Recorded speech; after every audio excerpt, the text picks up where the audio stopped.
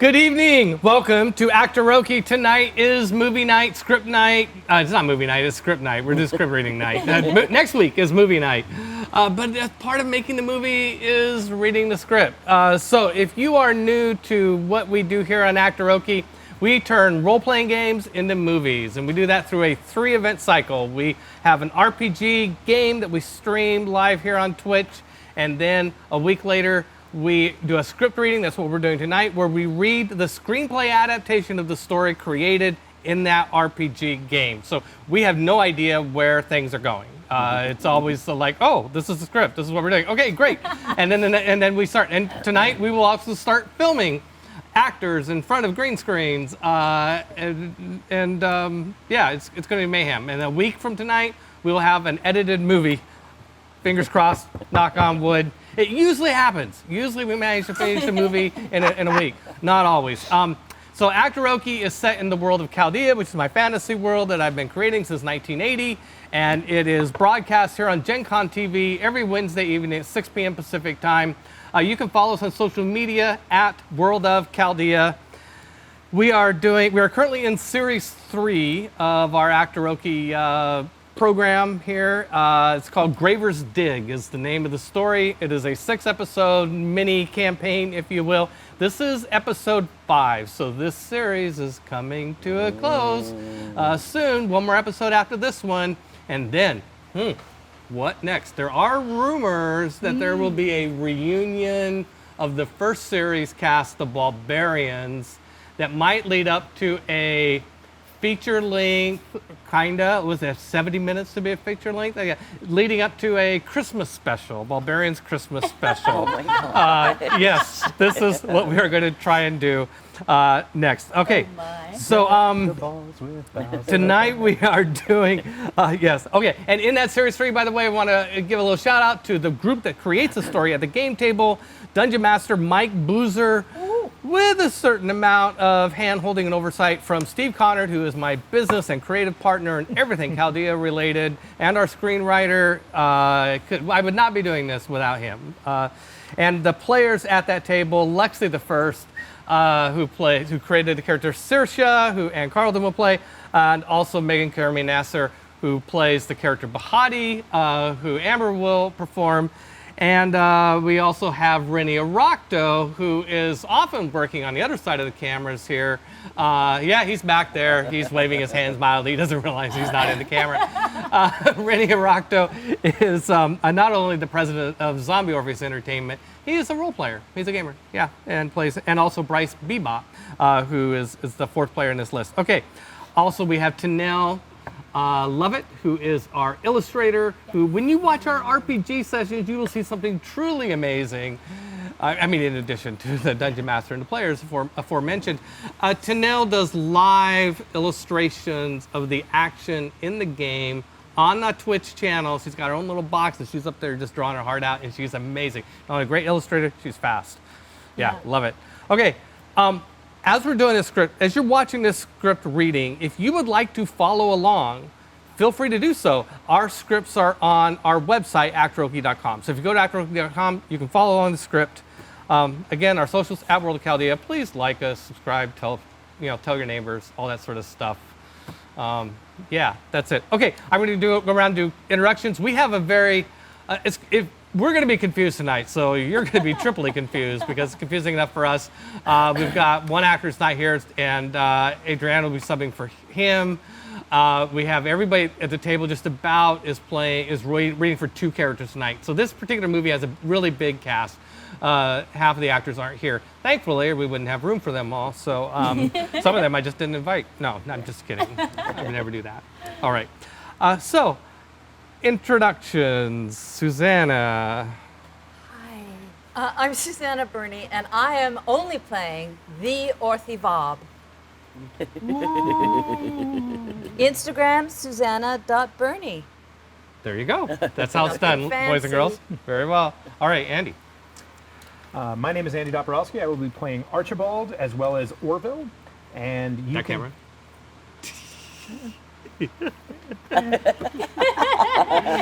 I'm doing them a favor right now. Trust me. So I'll be playing Archibald and Orville. And you can find me pretty much anywhere at YLF Andy. That's Your Lame Friends, YLF. And then right now, I guess the big thing that I'm doing is a small show called Liberty Cabbage, which you can find at on YouTube, or just look for Lib Cabbage, all one word. It's an old term for sauerkraut. Stupid name. It's fine. It's great. It's good stuff, though. The skits are funny. Facts. I It's love a historical fact. I love it. I didn't know it was educational. Yeah, it's educational. That's what I was looking for. I'm Amber Wolf, and I'm the new Bahati, and also playing Verkilicus. Vraicolicus, thank you. And I'm just proud I know how to say it. No, congratulations.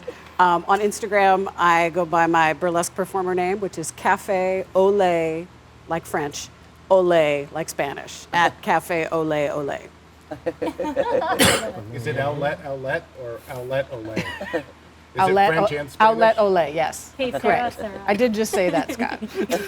Sorry, I'm all the way over here. Yes, you are. Sorry, That's go all ahead. right.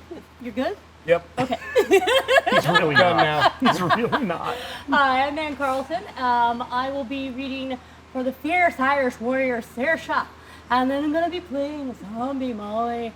And I will be trying to pronounce the word Verilicus. Vraicolicus. Vraicolicus, and possibly succeeding. You can find me on Instagram at Ann Carlton Fantasia. All right, I'm Adrienne Swartout, and I am stepping in to read for Cass, who apparently has a Russian accent or not, which I will not be doing. And then I am Craig as well. No social media for me, but I happen to be fortunate that Peter is my business partner. We are co-owners with a couple other people of Gen Con. So gencon.com. Tough one. Nice. Yeah, follow that. Yeah. Yeah. Me now? Yeah. So what have you? Now is the time for me to speak? Sorry, I'm bad. If it's not on the script, I don't know what to do. I'm Scott C. Brown. I am reading for Redarno and Brand. Like Very this, fibrous character. like the Brand. cereal. Yes. And Chewy, yeah. social medias, it's kind of like, ask me my phone number, I don't know it because I don't call myself. So look for Scott C. Brown. It's on the Scott Facebook. C. Brown. His social media is the Scott C. Brown. Okay, thank you. The Scott C. Brown, according to Andy Doborowski. Do you just travel around with him all the time? All He's a right, thank podcast you partner. very much for those amazing introductions. We should Yeah, get really. started. And again, if you want to follow along, ACTOROKE.com has the script. In a lot of script readings, we don't. Real movie companies don't read action text in script reading, but since we're I have no idea. We'll find out. Can I help you? No, it's I was okay. trying to quickly get an answer to a question before we It's started. okay. Is there kind of help? There's a script confusion because the stage directions say that Saoirse's trying to speak, but then Bahati is given the line. We'll deal with it when we get there. Okay, Yeah, yeah, sorry, just give me right. something. Yeah. Just give me something. One of you say something. Point it out to me, so maybe we'll have a better answer next time. Right. Okay. Oh, I see. Saoirse's tongue. Yeah, Bahati. Well, let's see. Who else had a line in this? Saoirse, Bahati hadn't had one yet, so let's keep it Bahati. Okay, Sounds Bahati. good. Thank you. Okay, so. Okay, I will be reading some of the action text. So those of you who are experienced actors may not be used to that. So just give me a chance to read the action text for this, because this is also not just a script read for performance, but also for performance. So there we go. Okay. Exterior, the Duawold necropolis at night. A foreboding air of hopelessness and despair hangs over an ancient necropolis like a malignant disease ready to devour anything living that dares enter. Near the Fulipet, a couple of skeletons are out for a midnight crawl, pulling themselves hand over hand, final destination unknown. A thick, low-hanging, gangrenous green fog growls, rumbles, and gurgles like an upset stomach after a night of heavy binging. In the hole in the bottom of the pit, within the penetrable dark, we hear distant, obscure voices, lost in conversation. Slowly, they gain fidelity. Why must vampire names be so damn difficult to pronounce? You should talk, Sir Shah. Many Strigoi originated in the Old Empire. Nosferatu, Lotari von Cronenberg, Zubrator. Famous criminals always have 3 names. Dead giveaway. The Blood Countess Elizabeth Bathory d'Este was serial killer and vampire. I'm also reading one of the roles. As Beatrice is the talking sword. And so it requires men with a falsetto voice, or Sarah Moore, who would normally play the role. Bahati's thick tongue juggles the vampire's name. Vicalkis? She gives up. Imagine an 8-year-old apprentice trying to pronouncing. I'm assuming that's just pronounce. Yeah. Imagine an 8-year-old apprentice trying to pronounce prestidigitation. I still can't. I still can't say. You just did, though. I know. Yeah. I had to mess it up. Yeah. Retroactively. Yeah. 4 heads pop up out of the burrow, each on a swivel, like nervous prairie dogs alert for trouble. All clear? Cass takes a bite of cheese, offers it to Saoirse. 5 gold sovereigns a pound. I'd rather eat gold. I always knew you were a dragon, lady. Archibald is the first to emerge. Stops, stretches, yawns. Ortivab! Panic bludgeons the friends, like an unprovoked attack from an unseen assailant. Whoa! No! Everyone mad scrambles to get out of the hole. Ortivab! Cass arrives first, slaps Archibald boldly across the face. Close on Archibald, eyes clenched tight. We burrow into Archibald's mind. Same time, Archibald stands once again in a cavernous black void. Shut up! Shut up! Shut up! Do it.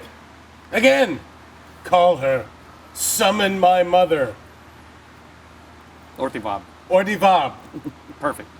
No. No. Oh. I'm sorry. That was your line, Andy. I mean, I think we know. Brand's voice draws close, intimate, almost whispering. Great am I, abundant in power, exalted above all the Fomorian. Bring me to Ordufab, and I'll grant you eternal life. Back in the real world, Something ain't right.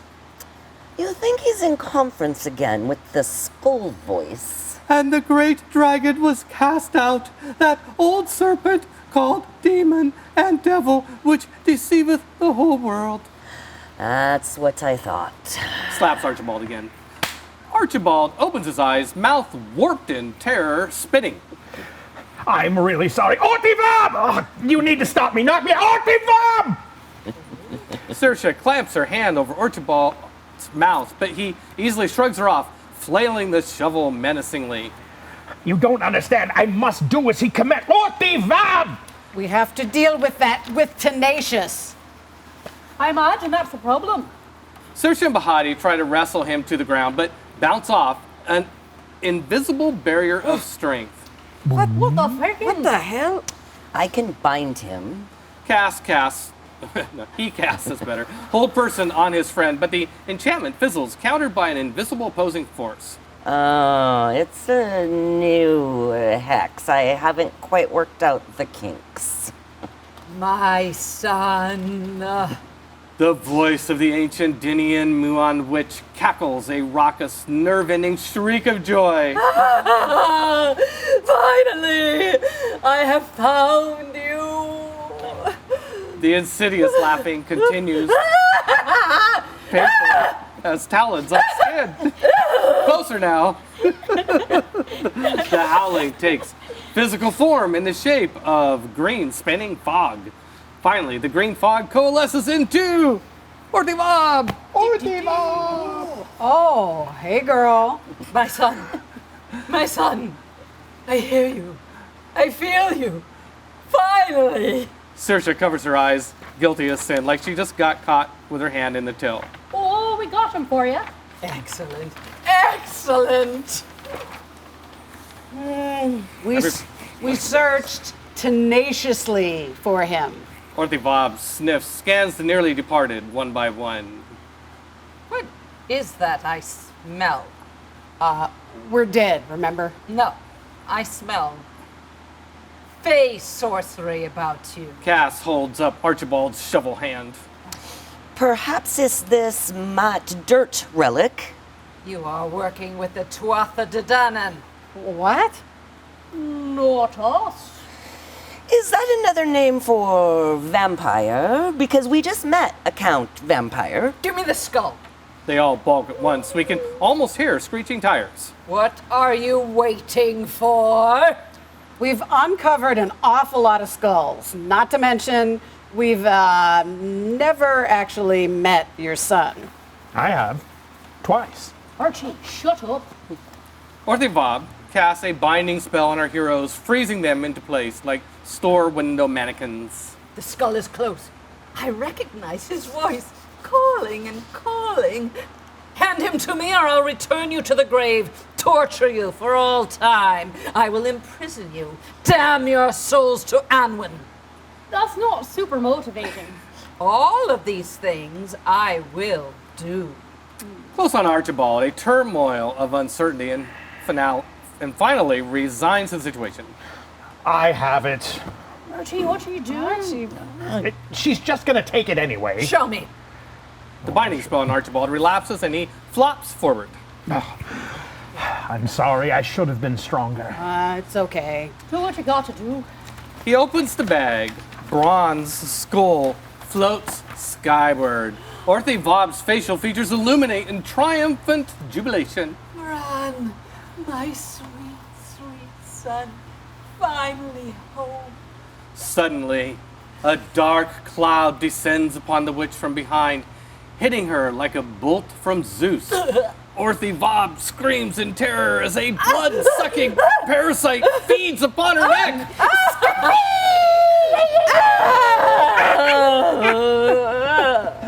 Perfect. Where are we here? Let's go. By the way, just a reminder, you can read along on ACTOROKE.com. I've got to say that once for each time I forgot to say it on a prior script read. We're gonna be here a while. We're going to be here a while. Brand's skull drops, bouncing chaotically like discarded loose coins, rolling deeper into the crater floor.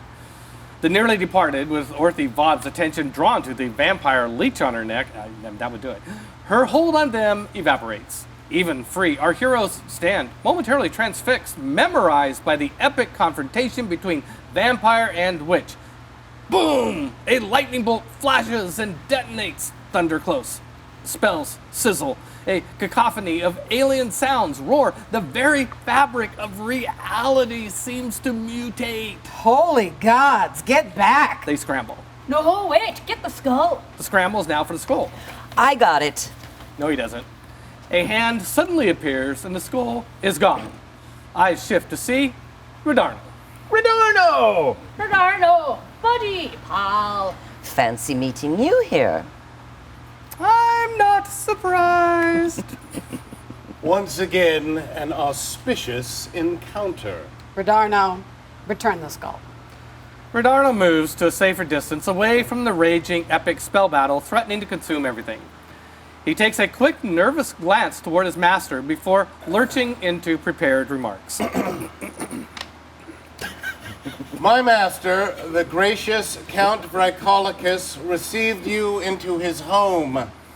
extending a red carpet of welcome and the hand of friendship. The doors of his fellowship hall flung wide in your honor, and there you were afforded protection, rest, and relaxation, libations aplenty, and hospitality without equal. And what did you do in return? That worked great. That was perfect. Yeah. We let you go. Freed you. Spat upon his good grace and dared abscond his prized possession.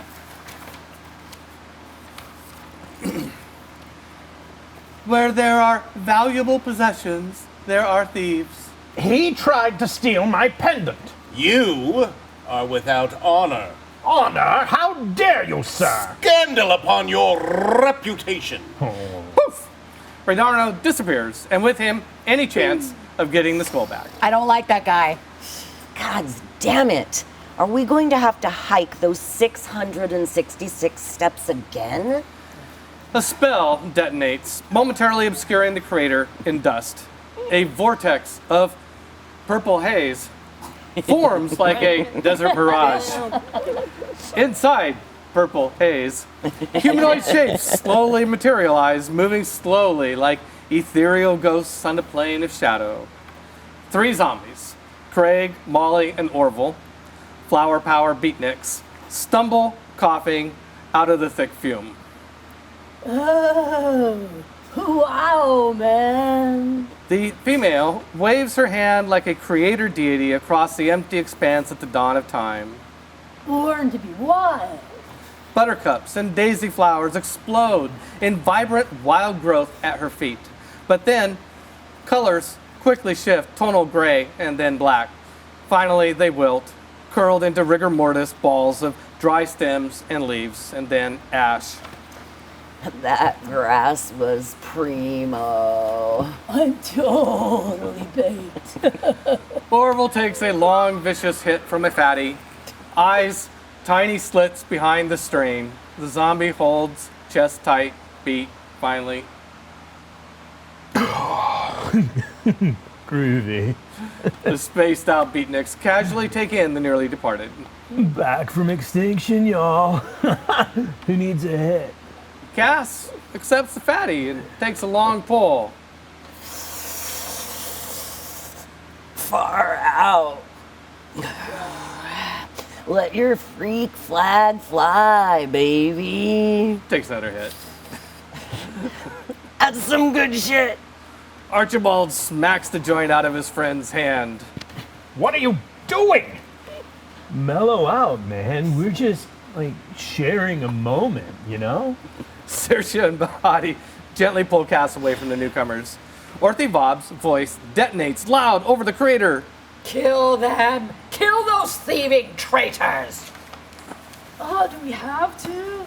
Can't we just hit the exotic spore and take a magic mushroom ride? She waves her hands and a mushroom psychedelic circle of protection instantly grows around her. Kill them now!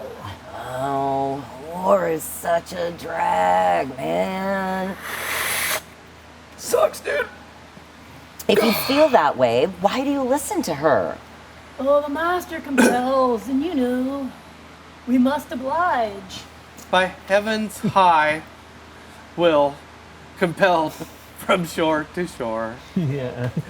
Molly growls, emitting a cloud of brown, dust-like spores. The nearly departed lurch back in panic. You're an abomination of nature. You can bury a lot of troubles by digging in the dirt. Huh? Hit him with a shovel, Archie. Saoirse charges, halberd business end, hitting Orville squarely in the chest. The zombie staggers against the heavy strike. Hey, man. He stares down, incredulous, at the weapon in his chest. Totally uncool. You're being oversensitive. Archibald levels an anxious gaze at the strung-out zombies. Get rid of the zombies. Dig a big hole. Get rid of them. Destroy the zombies. Craig throws his hands up in pitiful show of exasperation. Take a deep breath, man. You're like totally tripping. Let me... Scared and not exactly proficient in spade combat, Archibald takes a reckless swing, missing by a country mile. Chill out, man. I was just gonna... help with the command word activation. Ignore the brackets, yes. Cass releases a vicious mockery spell at Craig, encapsulated in an insult he stole from his cousin Cookie. You're not the ugliest person in the world, but you better hope he doesn't die. Craig's smile turns upside down like his mood. Hey, bud, what's your problem? Return to the crypt from which you came. Dick, move. Craig attacks, greased lightning fast. Clawing like a hellcat on redneck cocaine, his black fingernails a blur. They're on speed. A few paces distant, Bahati sharpens her staff with shillelagh. That's some groovy magic, sister. You want to hit me with some of that nirvana? Yeah, take a hit. Bahati bonks Molly solidly in the noggin. Ow! Take a chill pill, man. You could take out an eye. We're all dead. Why are you making such a thing of this? Nearby action, Saoirse and Cass watch Orville slip and slide in what can best be described as a chicken boogie dance. Get down. Let's boogie. Orville tries to force a hug and a kiss, a fat doobie hanging from his black-stained lips. Come on, bring it in, baby. Pass. I do not consent. Saoirse removes... Perfect. Like that, yeah. Saoirse removes...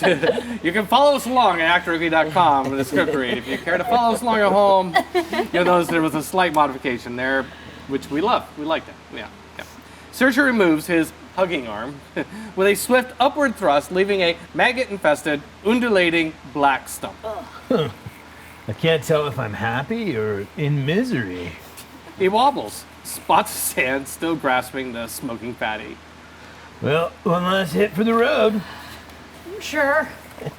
She waits as Orville reclaims his arm and takes a long, dramatic pull from the doobie. His eyes roll to the whites and his lips part in a goofy grin. Whoa! Out of sight. Saoirse removes his head with a sideways swing. The head slowly topples away from a stump that continues to smoke. Sweet dreams. On Orville's head on the ground, Why so serious, bro? It's like all good. on the other side of the pit, an epic elemental storm blows like a fateful world-ending tempest on a Ragnarok morning. A violent concoction of cyclone, wildfire, blizzard, and Sirocco dust devils. Green lightning, smoke, shock and awe, all but hide the spell combatants, Orthy Bob and Phrycolicus. I told you, Dinian Menwich, I would drink deep from your soul.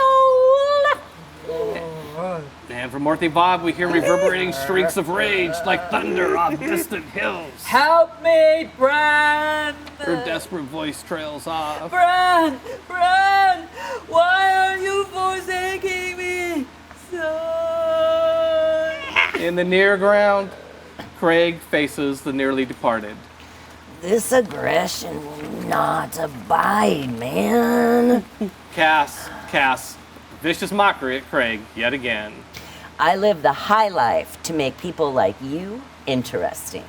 Craig's facial features twist into crestfallen consternation.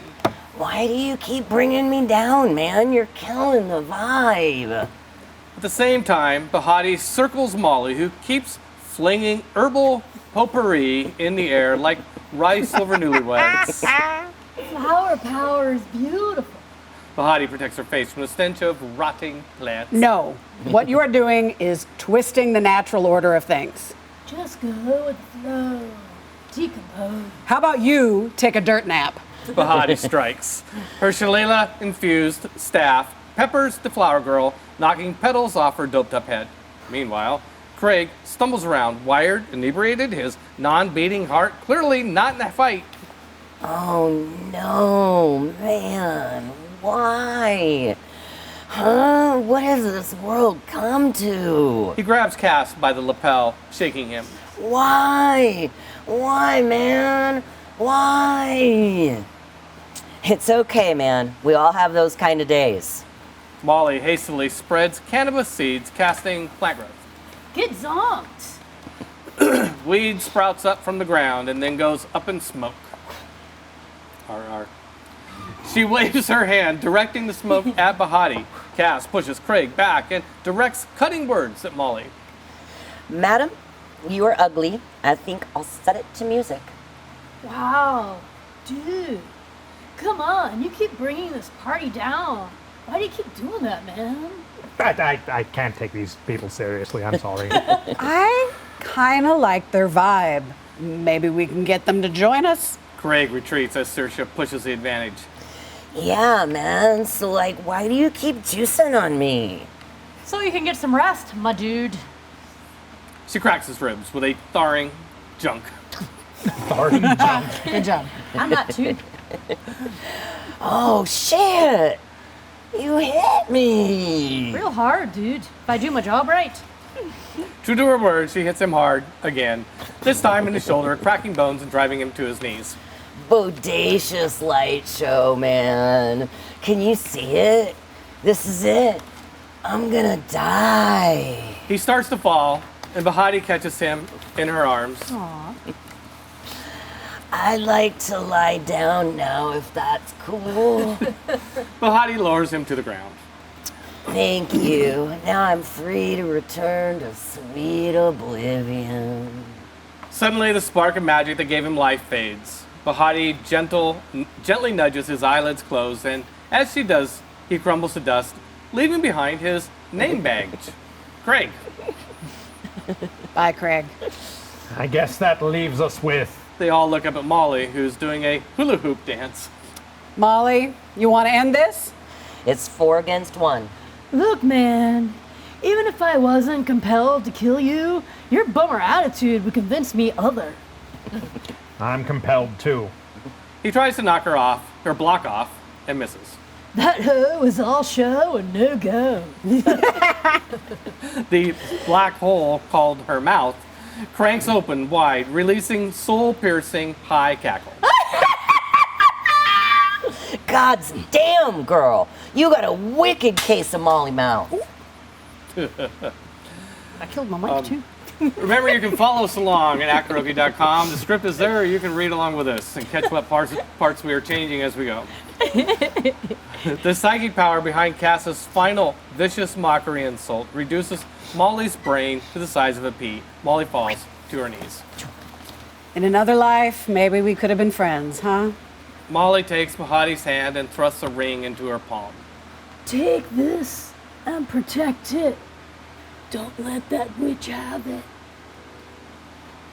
I won't. I promise.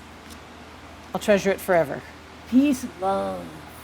Molly crumbles to dust, leaving behind her name tag. Bahati opens her hand, revealing a Bohemian Dream ring, a psychedelic design inlaid with a peace symbol. Whoa. Of course. Yeah. Saoirse pulls Bahati to her feet. We gotta go. Across the crater, the blinding fury of spell combat continues. Beatrice, any words of wisdom? Hey, man, like, I expect there are other dopey zombies stalking about the neighborhood looking for trouble. We should probably keep on trucking. He's on down. He's on down. The nearly departed flee the scene. Okay. Yeah, we're looking forward to seeing how Bust out in. Sarah He's on down uses the a road. French accent with a stoner accent on top of it. Yeah, we'll see what happens there. She's up for the challenge. She might throw a little hillbilly in just for the heck of it. The nearly departed flee the scene. The necropolis wall, early morning. The sun is peeking over the horizon as Archibald, Cass, Bahati, and Saoirse arrive at the crack in the wall, leading out of the necropolis to the Fey cemetery beyond. The battle between Orthivob and Count Fricolicus even now continues to echo like a distant summer storm. Cass holds up a hand for all to stop. What are we telling Tenacious? The truth. We had the skull until Vercolicus. Did you hear that? I finally got it. Vercolicus. Vercolicus attacked Orthivob. And that dick, brown-nosing, familiar asshole Redarno stole it. Whoa, hey! Be nice. Everyone spins, weapons at the ready, and finds Rodarno making his trademark entrance. Instantly appears. Vahadi tries to run through him as if he were a ghost. Wait, Her head connects with his chin. What are you doing? Both stagger and retreat, rubbing head and chin. Yeah, well, I don't have a whole lot of trust for you, my guy. Rodarno holds up his hand in peace. I'm not here to cause problems. Then what do you want? What have we learned here? Not to trust dick brown-nosing familiar assholes. Rodarno tips his head in acknowledgement of the accusation. My master has gone kind of crazy and is back there fighting a witch. No shite. We noticed. I'm sorry for coming across rather harsh earlier. My master was watching and I had to act the part. What do you want? We were stuck in an oubliette for a couple of centuries. My master owes you a debt of gratitude. He would never admit as much, but I will. I, too, owe you a thanks for setting us free. Well, Jisum Crow, you're welcome. Great, return the fucking skull. Rodarno hands Archibald the bag. It's yours. Really? What's the catch? Is this a double cross? You looking for new employment? No, certainly not. I am dedicated to my master. Please, if you may, keep your own counsel. I'd be obliged. Archibald's hand absent-mindedly fiddles with the blood medallion, making sure it's still around his neck. Uh-huh. He would be severely cross, to say the least, if he were to learn I gave you the skull. And why are you? That skull is bad juju. My master is hardly good, but the skull is worse, and it's worse for him. For a brief couple of beats, it's the standoff of the OK Corral. Mouths tight, eyes darting, uncertainty abounds.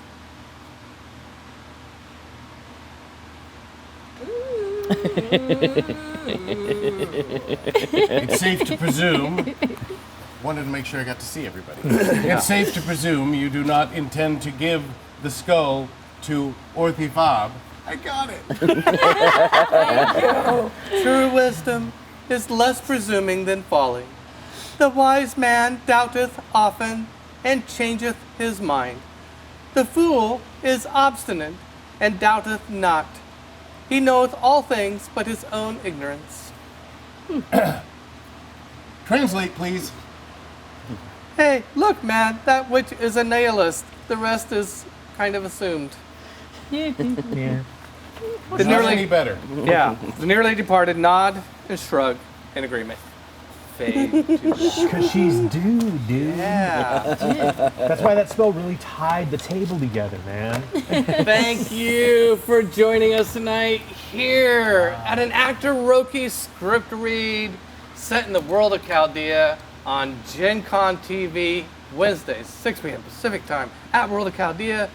Come back next week, a week from tonight, right here on Gen Con TV, and you'll see the movie version of this. Yes. It'll be better. With costumes. It'll be even better. Real smoke. Yeah, thank you very much. Good night. Yay! I'm wearing so much green tomorrow.